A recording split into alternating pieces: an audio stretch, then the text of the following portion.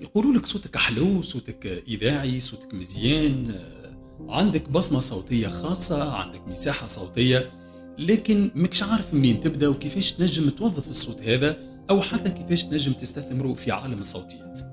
مرحبا بك.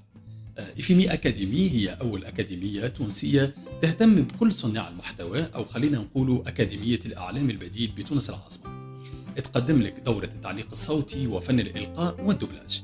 الدورة هذه دورة مكثفة باش نتعلموا فيها كل أساسيات التعليق الصوتي وفن الإلقاء والدبلاج، بداية بطبيعة الحال بتحسين كفاءة التنفس عن طريق الحجاب الحاجز، مرورا بالطبقات الصوتية والمقامات الصوتية، وإتقان العربية الفصحى البيضاء، مخارج الحروف وصفات الحروف، كذلك من ضمن محاور الدورة هذه باش نتعرفوا على كل الألوان الصوتية ونحاول نطبقوها، كيما اللون الوثائقي، اللون الإعلاني، واللون السردي، واللون الديني، وغيرها من الألوان الصوتية، وخاصة التمثيل الصوتي اللي هو الدبلاج.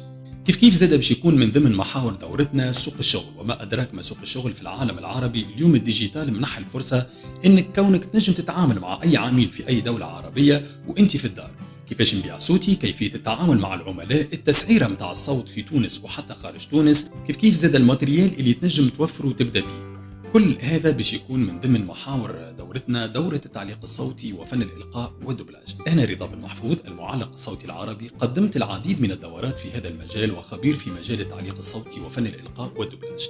قدمت أكثر من 50 دورة في تونس وحتى خارج تونس. فلا إذا كان تحب تكون إنسان مؤثر بصوتك وتسقل الصوت متاعك وتعمل مساحة صوتية جديدة أو بصمة صوتية، ما عليك كان تسجل عبر الاستمارة المصحوبة بالفيديو هذا، أو حتى تخلينا نمروك وإحنا نتواصلوا معك. ولمزيد من الاستفسار والمعلومات تنجموا تتصلوا بنا عبر الأرقام الظاهرة أسفل الشاشة.